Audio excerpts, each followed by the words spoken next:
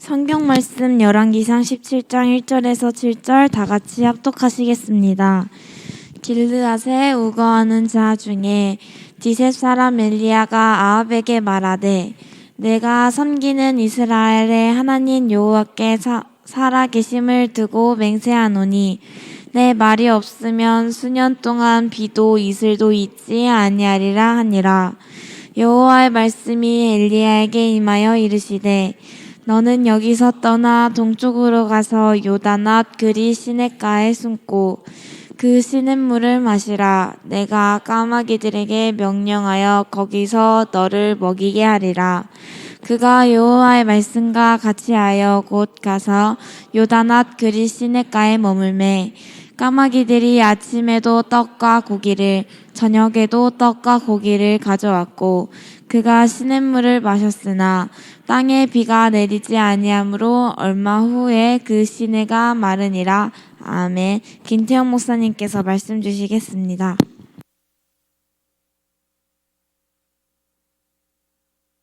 자, 디셉 사람 엘리야인데 뭐 어디 사는 건 크게 중요한 게 아니니까. 엘리야란 뜻이 무슨 뜻인지는 여러분이 이제 기억을 하죠? 무슨 뜻이에요? 여호와는 하나님이시다. 엘리가 하나님, 야가 여호와. 그래서 엘리야, 여호와는 하나님이시다. 그런 뜻입니다. 그래서 우리는 이제 이 이름을 여러분 잘 기억을 해야 돼요. 네.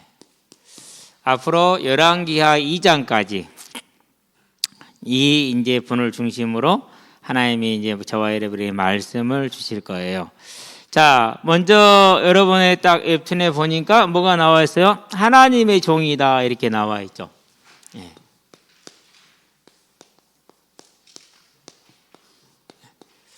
하나님이 어떤 분입니까? 살아계신 창조주 하나님이잖아요. 그렇죠? 네, 창조주.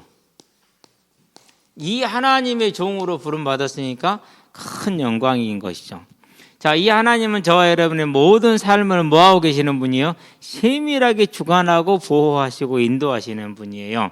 그러면 지금부터 뭐 하면 됩니까? 하나님이 저와 여러분들의 주인 되게 하는, 곧 우리는 하나님의 일꾼이 되는, 하나님의 종이 되는 그런 은혜를 입으시게 되길 바랍니다. 자, 엘리야가 부름받은 시대입니다. 어떤 시대냐면요, 가장 우상을 많이 섬기던 시대예요. 그것도 앞장선 게 왕과 누가요? 왕비가 앞장서서 이렇게 주관을 해서 우상을 섬기죠. 그러면은 이제 이 말로 치면은 여러분 학교의 교장 선생님하고 선생님들이 전부 다 뭐 하고 있는 거예요? 우상 숭배를 열심히 강요하고 있고 가르치고 있는 거예요, 지금. 독일인가요? 미국인지 잘 모르는 독일 같아요. 초등학교 저학년 교실에서 이제 자유주의 신학을 가지고 있는 선생님이 초등학교 1학년 아이들한테 모세가 홍해를 갈랐다는데 그것은 말도 안 된다. 원래 홍해는 무릎도 안 차는 그런 얕은 곳을 그냥 걷는 것이다. 시냇가 같은 데를 걷는 것이다. 이렇게 이제 설교를 했어요. 왜요? 바다가 갈라지고 물이 벽이 된다라는 것은 우리 과학으로 이해돼야 안 돼요. 안 되잖아요. 그렇죠? 그렇게 얘기를 한 거예요. 그러니까 그걸 듣고 있던 꼬마애들이 전부 다 대부분 아이들이 그렇는갑다. 하나님이 그렇게 가른 게 아니라 그런 시내를 그냥 쫄랑쫄랑 건넜구나 이렇게 생각을 했을 거 아니에요. 그렇죠? 그런데 그 중에 하나가 그렇게 하지 않는 거예요. 뭐라고 얘기한 줄 아세요? 선생님, 그러니까 기적이죠. 이렇게 얘기를 한 거예요. 뭐가 기적이야? 그랬더니 아니 무릎도 안 차는데 걷는 게 그게 뭐 기적이냐 이렇게 얘기한 거예요.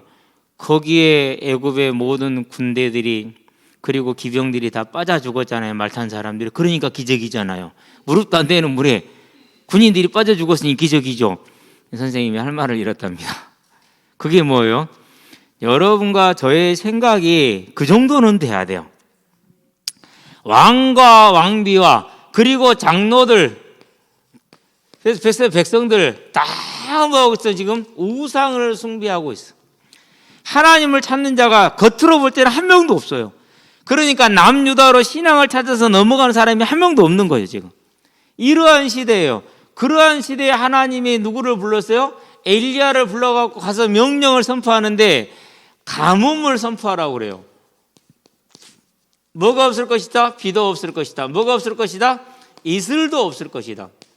여러분 과학적으로 비는 어떻게 오고 이슬은 어떻게 내리는지 다 알죠? 네, 그게 병이야, 병.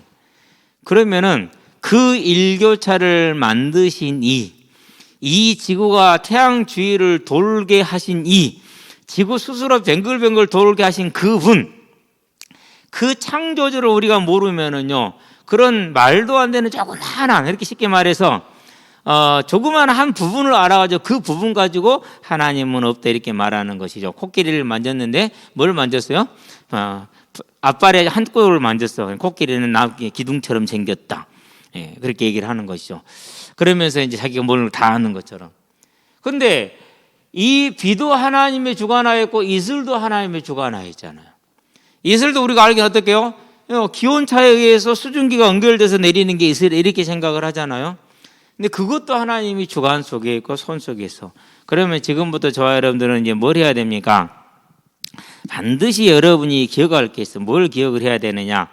여러분들이 가지고 있는 뭘요? 여러 가지 어려운 환경들이 있을 거예요. 또 여러 가지 어려운 사실들이 있을 거예요. 나는 뭐 키가 너무 큰다든지, 그거 불편하잖아요. 아침에 이렇게 머리카락이 많이 자랐대. 근데 키는 안 자라더라고. 되게 감사하더라고. 만약에 키가 머리카락처럼 계속 자라면 어떻게 되겠어요? 그럼 우리는 금으로 계속 올려야 돼. 말이 안 되지. 야, 하나님이 이렇게 아담한 키가 작으니까 나이가 들수록 좋아요. 왜 나이가 들수록 좋은지 아세요? 작은 키는 몸이 작으니까 관절이 오래 가요. 무리가 안 돼서. 여러분 그거 대단히 강점이에요. 나이 들어갖고 관절 건강한 것만큼 복된 것 없어요. 근데 나이가 들수록 내가 느끼는 게 뭐냐면 나이가 들고 등치가 적으니까 그 부분이 되게 좋더라고요. 그래서 이 나이에 이 정도 관절의 건강을 가지고 있는 사람이 많지가 않아요. 같이 공차하는 목사님들도요, 이제 키 크신 분들 많아요. 인물도 좋고 관절 때문에 고생하세요. 그래서 하시는 말씀이 뭐냐면 3일 동안 격리하는 동안에 침대에서 누워 있었더니는 3일 동안 5kg가 쪄버렸대. 실력이다. 그러니까 뭐가 문제가요? 당장에 무릎이 아프고 뛸 수가 없게 된 거예요. 그래가지고 한동안 고생했어요. 그게 이제 그걸 빼느라고 얼마나 힘들어요. 찌는 건 쉽지만 빼는 건 어렵잖아요. 아침 먹지, 점심 먹지, 저녁 먹지, 간식 먹지, 저녁에 야식 먹지. 하루 종일 먹는 건데 안 찌겠냐고 아무것도 안 하고. 자, 여러분들 이런 많은 어려운 일들에서 키가 너무 크다, 키가 너무 적다, 너무 빼빼하다, 이 모든 것 속에서 엄마 아빠 탓하지 말고 여러분 자신을 탓하지 말고 누구를 보라고요? 하나님은 나를 이렇게 만들었구나. 여러분 이거 꼭 알아야 됩니다. 하나님이 나를 뭐 했다고 이렇게 지으셨다니까는요, 감사해야 돼요. 무슨 말인지 알았죠? 자, 그러면은 하나님이 나를 이렇게 하셨는데 그러면 이유가 있을 것 아니냐? 그래서 우리가 기도합니다. 우리는 이 이유를 다 몰라요. 그래서 뜻이 하늘에서 이루어진 것 같이 땅에서도 이루어지이다. 아멘. 하나님이 나에게 이러한 환경을 주셨고 이러한 재능을 주셨고 이러한 길을 주셨고 이러한 길을 막으셨는데 그 모든 것이 하나님께서 계획하신 것을 주권에 있음을 믿으니 하나님, 저는 그게 왜 그러는지는 다 모르지만은 하나님의 뜻이 이루어지길 바랍니다라는 것이 저와 여러분의 믿음이 되는 겁니다. 여러분은 이 믿음만 딱 가지고 있으면 문제 될 게 있어요, 없어요? 문제 될 것이 아무것도 없어요. 무슨 말인지 알았죠? 그런데 사람들이 이 믿음이 없으니까 원망하다가 불평하다가 내지는 또 열등감 가지고 살다가 안 그러면 갈망하며 살다가 인생을 끝낸다니까는요. 저와 여러분들은요, 그런데 그렇지 않아요. 이 사실을 믿기 때문에 하나님은 이 일을 통해서 하나님의 뜻을 이루실 거야, 나는 그 뜻이 이루어질 때까지 내 하나님을 신뢰하리라 라고 믿고 기다리는 거예요. 그럴 때는 무슨 일이 벌어진다고요? 하나님의 아름다운 역사를 보게 되면 내가 특히 키가 큰 이유 하나님이 이것을 위함이었구나, 내가 키가 작은 이유 하나님이 이것을 위함이었구나, 내가 부잣집에 태어난 이유 하나님이 이것을 위함이었구나, 내가 가난한 집에 태어난 이유 하나님이 이것을 위함이었구나, 오직 하나님의 영광을 위하여. 저와 여러분들은 그래서요, 이 하나님의 종이라는 것은요, 말이 안 되는데 믿는 거예요. 근데 아합 왕한테 이걸 선포하러 가면 뭘 선포를 해야 됩니까? 뭘 담보를 해야 됩니까? 생명을 담보를 하고 가야 돼요. 어려워요, 쉬워요? 어렵잖아요. 그런데 엘리야는 누구 종이라고요? 하나님의 종. 그러니까 하나님이 시키면 뭐 해야 돼요? 하나님의 종이니까 하나님이 시키면 하는 겁니다. 저와 여러분이 그런 사람이 되기를 주의 이름으로 축원드립니다. 엘리야가 이제 갔습니다. 내 말이 없으면 앞으로 수년 동안 비도 이슬도 없을 것입니다. 회개하십시오 라고 했는데 아하방 회개해요 안 해요? 저놈 잡아 죽여라 이렇게 나온다니까요.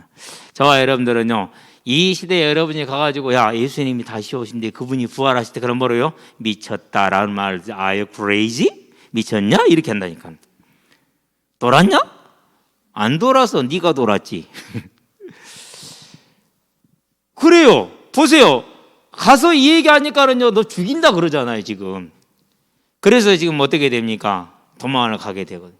그런데도 누구 종이니까? 하나님의 종이니까. 그러면은 이제 이 모든 환경과 사실들이 무엇을 위해서 준비됐겠어요? 왜 그랬느냐? 답은 딱 하나예요. 뭐 하기 위해서요? 저와 여러분을 복음의 일꾼으로 쓰시기 위해서, 복음의 증인으로 쓰시기 위해서. 이 모든 사실은 왜 그러느냐? 저와 여러분들하고 하나님을 볼 수 있도록, 하나님을 뭘 봅니까? 저와 여러분들에게 이 부활을 볼 수 있도록 하기 위해서. 사람은 죽으면 끝입니까? 아니에요. 죽으면 돌아간다고 그러잖아요. 돌아가셨다. 돌아가신 거예요. 그럼 돌아가서 뭐예요? 음부에 있든지 낙원에 있든지 있다가 주님이 다시 오시는 그날 모든 사람이 생명의 부활을 하든지 심판의 부활을 하는 거예요. 그러면 뭘 받는다 소리입니까? 부활의 몸을 받아요. 부활의 몸을. 그 몸은 병들지 않아요. 아프지도 않아요. 죽지도 않아요. 완전히 천사들처럼 되는 그런 몸을 받죠. 천사들보다 더 완전한 몸을. 그래, 그 몸을 가지고 천국을 가느냐? 그 몸을 가지고 지옥을 가느냐?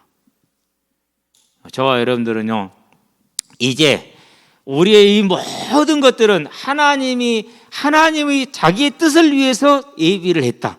그러면은 그 뜻이 이루어지기를 바라는 저와 여러분 되기 바랍니다. 비록 그 일이 힘들고 어려운 일이라 할지라도 엘리야처럼 저와 여러분들은 순종하게 되길 바랍니다. 그것이 내 문제를 해결하는 그런 것에 있지 아니하고 하늘의 부활을 말하는 것이라 할지라도 저와 여러분을 믿고 따라가게 되길 바랍니다. 이걸 열심히 따라가면은 저와 여러분의 삶은 하나님의 무엇 가운데 서게 됩니까? 하나님의 능력 가운데 있게 되는 겁니다. 그러면 여러분들 하나님이 사람들이 세상에 두려워할 수밖에 없어요. 저와 여러분들은 이 하나님의 종으로 온전히 충성하게 되길 바랍니다. 두 번째입니다. 그렇게 엘리야가 충성해서 갔더니는 뭐가 됩니까? 이제 하나님의 믿음의 능력의 증인이다. 이적이 일어났어. 이적. 기적이라고 그러죠. 자, 하나님이 어떻게 말합니까? 자, 도망가라. 어디로? 그리 시내가로. 그건 광야입니다. 사람이 없습니다. 광야. 그래서 사람이 없고 사람이 인적이 없으니까 먹을 걸 구할 수가 없잖아요. 그러기 때문에 먹을 걸 구할 수 없으니까 내가 까마귀를 통해서 너에게 떡과 고기를 가져다 주겠다라고 한 거예요. 까마귀를 통해서. 까마귀 갖다 주면 깨끗할까? 나는 항상 그 생각이 들어. 까마귀 무거웠잖아. 까마귀 침도 묻었을 테고 그거 어떡하냐? 그죠? 그 생각을 많이 했어요. 어쨌든 까마귀가 물고 온답니다. 이해됩니까? 까마귀가 먹는 걸 보니까 얼마 전에 얘기했잖아요. 여기 구통이에, 바깥 구통이에 꼬막이 깨진 게 한 2개 있어서 누가 들고 가다 떨어뜨려서 깨져가지고 새꼬막이. 근데 그것을요, 까마귀가 어디서 왔는지 봤는지 어떻게 봤는지 왔더라니까요. 아직 물고 가더라니까요. 그러면 이제 까마귀는 그런 것들은 썩은 거 이런 거 먹잖아요. 야, 그런 까마귀가 떡과 그리고 고기를 물고 온다. 누구 걸 훔쳐갔을까? 아합 걸 훔쳐갔을까? 그랬을 가능성도 크지. 근데 하나님이 이렇게 말씀을 하셨죠. 여러분 믿겠어요? 안 믿겠어요? 믿을 수 있어요? 없어요? 근데 엘리야는 믿었어. 실제로 뭐였습니까? 자, 볼까요? 6절. 까마귀들이 아침에도 떡과 고기를, 저녁에도 떡과 고기를 가져왔고 그가 시냇물을 마셨더라. 아침에도 저녁으로 조석이라고 그러죠. 아침 조자, 저녁 석자, 조석으로 고기를 가지고 왔어요. 이건 뭘 말해주는 겁니까? 이건 이걸 말하지. 히브리서에 보니까 11장 1절에서 2절. 믿음은 바라는 것, 소망이죠. 소망의 실상이요. 보이지 않는 것, 보지 못하는 것들, 장래 일이죠. 그들의 증거라고 그랬어. 하나님께서 비가 오지 않을 것이다. 그러니까 진짜로 오늘 7절에 보니까 비가 왔어요? 안 왔어요? 안 왔어요. 시냇물이 말랐어요. 까마귀 보내서 떡과 고기 보내겠다 했어요. 그런데 진짜로 까마귀 가져왔어요. 기간이 얼마가 되느냐? 1년 이상이에요. 한두 번 가져온 게 아니고 1년 이상을 꾸준히 가지고 온 거예요. 이만하면 확실한 증거 맞죠? 그렇죠? 자, 그래서 저와 여러분들은 지금부터 뭘 해야 됩니까? 이제는 이 길을 가야 돼요. 자, 그럼 믿음의 길은 첫 번째 믿음이 뭡니까? 저와 여러분의 소망을 바르게 세워야 돼요. 하나님이 준 소망은 뭡니까? 사도행전에 보니까 이렇게 말합니다. 23장 6절에 말합니다. 한번 펴봅시다, 우리. 사도행전 23장 6절. 아직 안 폈으면 간첩, 나는 폈는데 한 번만 더 남기면 되겠다. 6절에 보니까 자, 죽은 자의 소망 곧 부활 그랬어요. 이게 뭐라고요? 죽은 자의 소망이라고 그랬어요. 자, 24장을 봅니다. 15절을 봅니다. 한 장만 넘어가면 되니까 쉽죠? 24장 15절에 보니까 그들이 기다리는 바 하나님을 향한 소망, 바라는 것. 그렇죠? 소망을 나도 가졌으니 곧 의인과 악인의 부활이 있으리라 함이라고 그랬어요. 의인과 악인의 부활. 이것을 요한복음에서는 5장에서 28절에서 29절에 이것을 이상한 일로 여기지 말라. 선한 일을 행한 자는 생명의 부활로, 악한 일을 행한 자는 심판의 부활로 나오리라 그랬어요. 자, 여러분과 제가 다 부활로 나올 거랍니다. 그게 믿음의 길이에요. 믿음. 일단은 그러니까 저와 여러분들은 뭐가 있어야 됩니까? 이 소망, 부활에 대한 소망이 있어야 뭐가 있는 거예요? 믿음이 있는 거예요. 여러분은 부활에 대한 소망이 있게 되길 바랍니다. 잘 안 생기죠? 그래서 하나님께 기도해야 돼. 하나님, 제 안에 부활의 소망이 넘치게 해주세요라고 해야 돼. 두 번째 믿음의 길은 뭡니까? 자, 히브리서 11장 1절에 보니까 바라는 것들의 실상이요 보지 못하는 것들의 증거라. 장래일, 장래일. 야, 승찬이가 커갖고 결혼을 한다. 장래일이죠. 그렇죠. 보여요, 안 보여요? 지금은 잘 뭐 그렇잖아요. 하긴 하겠죠. 그렇죠. 승찬이가 커갖고 디자이너? 뭐? 애니메이션을 한다. 애니메이션. 승찬이를 통해서 성경이 다 애니메이션으로 그려져 나왔으면 좋겠어. 사실대로. 믿음 그대로.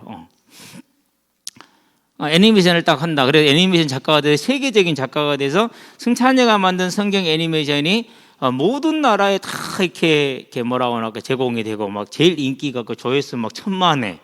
뭐 업로드 되는 순간 막 다운 시스템 뭐 서버 다운될 정도로 그때는 뭐 그런 기술이 이제 안 되겠지만 뭐 그런 게 된다. 보여요, 안 보여요? 안 보이죠? 근데 뭐라고 그게요? 그게 장래일이라는 거예요. 그렇죠. 자, 소연이가 탁 커가지고 몸도 크고 키도 크고 늘씬하잖아요. 그래가지고 이제 최고의 디자이너가 된다. 잘 모르겠지만 해보는 거예요. 세계적인 디자이너가 됐다. 멋있다. 그렇죠. 그런 걸 장래일이라고 그러는 거예요. 여러분 기억하시게 되길 바랍니다. 오진이 어디 갔어? 권투 선수가 돼갖고 권투 도장에 관장이 돼 있다. 까불지 마. 다 맞아 죽는다. 동네에서 누구 이름인데 오진이 이름인데 나 오진이야 친구야. 그럼 아무 말도 못해. 왜? 그러려면 동양 챔피언 정도는 해야 되는데 그냥 취미로 하는 권투입니다. 뭐 하려고 하는 것이 아니고 그 장래일이라는 거예요. 그렇죠. 자, 그러면은 우리가 이것은 분명히 딱 정해진 거예요. 그러면 장래일도 뭐 됩니까? 하나님 안에서 주 안에서 뭐가 된 겁니까? 확정된 거죠. 확정.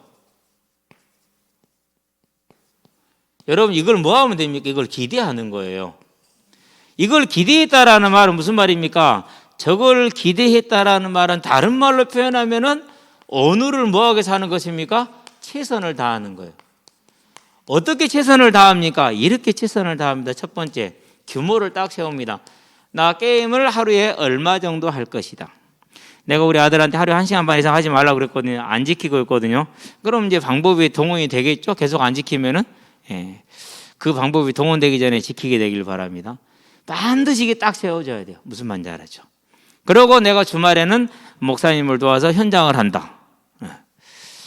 주말에 공차하는 거 아니에요. 주말에 전도 현장을 하는 거예요. 그렇기 때문에 뭐 하는 거예요? 그걸 지키는 거예요. 그래서 저는 나가면 가까이 사람이 한 명도 없을 때가 있어요. 그런 날은요, 조용히 기대를 해요. 무슨 기대를 하느냐? 반드시 특별한 일이 생기거든요. 아무도 없는 날은 반드시 특별한 일이 생겨요. 그런 날은 더 기대라고 오히려 기다려봐요. 오히려 더 늦게까지 기다려요. 근데 정말로 반드시 그날은 하나님이 하실 일이 생겨요. 그런데 딱 그 순간에 속으면 안 되거든요. 여러분들 그래서요, 반드시 이 삶의 규모를 지금부터 다 하나씩 만들어가는 거예요. 그래서 옛말에 있어요. 이 규모를 가진 사람은 세계를 정복한다고 얘기를 해요. 여러분은 꼭 이걸 세워나가게 되길 바랍니다.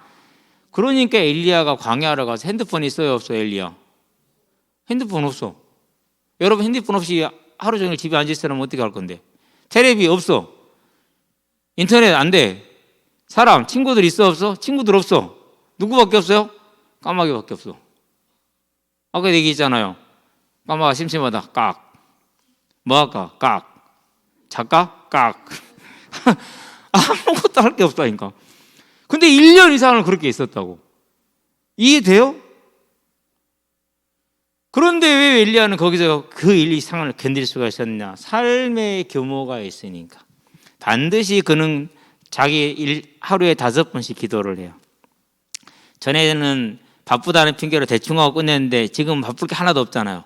그러니까 한번 기도하게 되면 예전하고 훨씬 다르게 이스라엘 위해서 정말 애통하면서 간구하고 기도하는 기도를 했겠죠. 그러니까 1년에 있어도 하루처럼 있을 수가 있는 거예요. 여러분은 지금 오늘을 최선을 다하는 것이 주 안에서 확정된 나의 하나님의 뜻을 이루어가는 기대의 선거를 알게 되길 바랍니다. 자, 그러면서 뭐 하는 겁니까? 여러분에게 주어진 오늘 일이 있죠. 여러분 대부분이 이제 학업이 되겠죠. 그렇죠? 안 그러면 뭐 이제 기타 등등. 근데 저는 다 학업이라고 생각을 해요. 축구도 학업, 레슬링도 학업, 권투도 학업, 공부도 학업, 다 학업이에요. 그래서 공부의 범위를 저는 되게 넓게 봐요. 그럼 노는 건요? 그것도 학업. 좀 우리 어른들 좀 그거 이해 못 해요. 막 열심히 놀고 막 그러고 막 딴짓거리 하고 다니잖아요. 저는 어떻게 보느냐? 저놈도 공부하고 있구나. 열심히 해라. 단지 지금 인정받지 못하는 공부를 좀 힘들긴 할 것이다. 그것도 공부예요, 실은요. 제가 보는 저는 학업을 그렇게 이해를 하고 있어요. 나중에 보면은요. 무슨 일을 하든지 간에 거기서 배운 걸 가지고요. 그래도 다 눈치 있게 남들보다 더 눈치 있게 잘하는 경우가 훨씬 많아요. 네. 그러니까 저와 여러분들이 가는 모든 일들은 규모만 갖추게 되면은 아름다운 것으로 다 바뀌게 돼 있어요. 심지어 친구들하고 열심히 노는 것도 재능이에요. 저는 한 번도 못 놀아봤어요. 요즘 잘 놀잖아요. 혼자서 잘 놀잖아요. 오늘도 아침에 닭에 밥 주러 가는데요. 뭐 고사리들이 이만씩 해요. 이만큼 피지도 않았는데 막 이만큼 올라와 있어요. 와, 진짜 막 뿌적뿌적 올라와. 비 왔잖아요. 그러니까 사정없이 올라오는 거죠, 지금. 막 꺾고 싶은데 그냥 참았어요. 시간이 많이 들어가니까. 여러분들은 그래서요, 가장 중요한 규모를 세우고 그 일을 하는데, 그러려면 뭐 해야 됩니까? 그러려면 반드시 할 게 있어. 이걸 뭐라고 말을 해줘야 될까?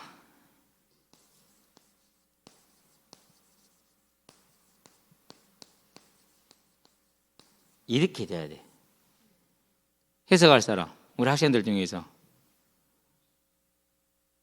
UN이야, 언을 썼어. 언 핸드폰 이렇게 썼어. 내가 핸드폰은 손에 있는 거잖아요. 언 핸드폰은 손을 떠났다는 소리잖아요.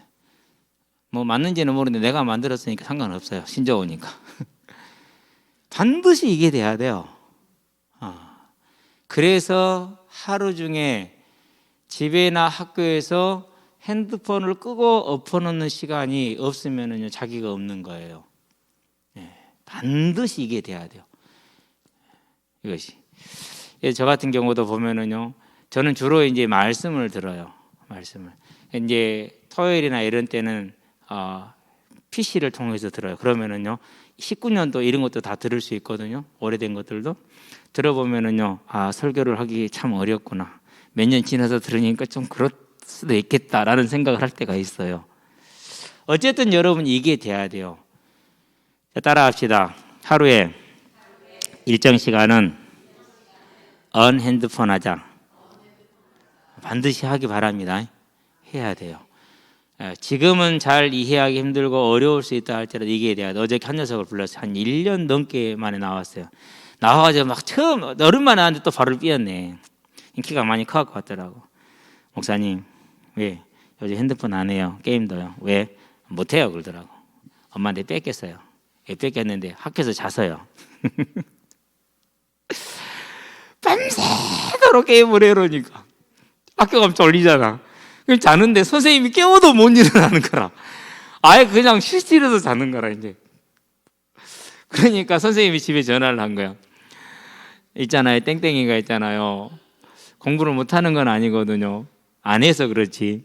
그리고 뭐 수학하고 이것만 좀 힘들지 나머지는 잘해요. 곧잘 하는데 수업 시간에 하도 잠을 자고 깨워도 못 일어나요. 그러니 어머니 얘가 좀 잠을 자게 해주세요 한 거야. 그래서 엄마가 이제 어떻게 했느냐. 엄마를 되게 무서워하거든요. 핸드폰 내놔. 그래가지고 핸드폰을 뺏겨서 무조건 몇 시에 자느냐? 10시에 자요.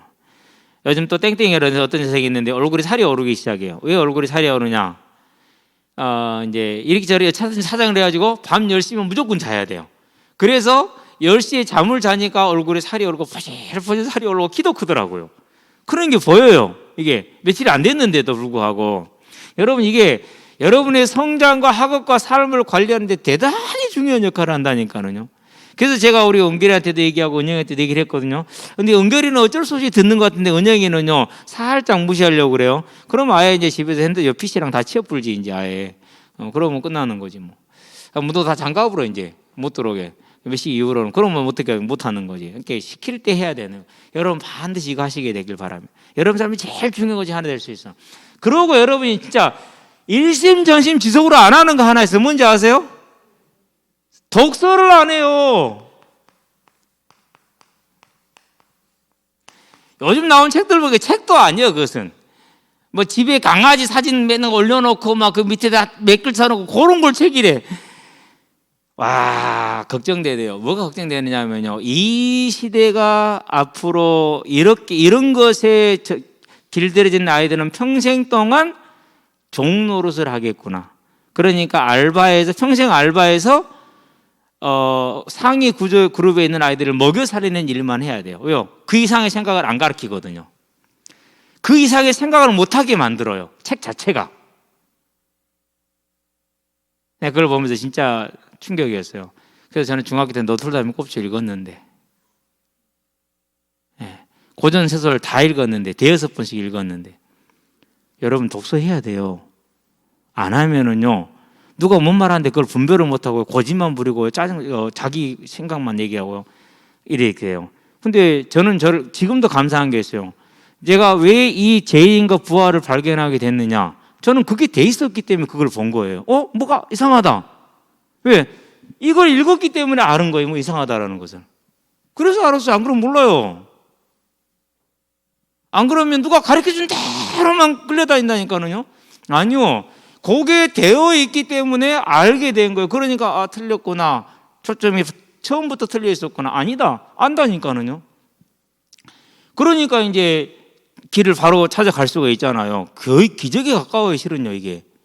여러분 반드시 읽어야 될 거 그냥 읽지 마세요. 뭐 해야 돼요? 생명과 피로 읽으면 돼요. 그러면서 여러분도 다른 책들, 독서들을 많이 해야 돼요. 특별히 저는 뭘 권하느냐? 소설을 권해요. 그것도 오늘날 뭐 그런 뭐 그 인터넷 소설 그런 거 말고 여러분의 정서가 거기에 머물러 있으면 안 돼요. 최소한 어디서부터 읽어야 되느냐? 19세기, 20세기 이쪽 분야는 읽어놔야 돼요. 그래야 여러분의 생각과 사고가 자라요. 여러분 이제 그런 훈련하고 있는 친구들 몇 명이 있죠? 삶에서 지금 학원에서 하고 있는 친구들 복 받은 거야. 그냥 그것을 훈련을 여기지 말고 그 내용 자체를 한번 느껴보세요, 가슴으로. 저는 소설을 읽을 때 정말 그런 걸 다 가슴으로 감자. 그 읽으면서 얼마나 암담하고 답답하고 막막했는지 몰라요. 감자 쓴 게 누구죠? 김동리인가요? 그때 감자라는 소설 한번 읽어요. 조금만 짧아요, 아주 되게. 읽어보면서요, 가난하니까 어쩔 수가 없구나. 가난이라는 것이 이렇게 무서운 건가? 사람의 윤리도 도덕도 다 필요 없어져요, 거기서는. 그러면 나라고 내가 이상하게 나는 그럼 다른 방법이 있는가? 나도 없어. 나도 똑같은 거야.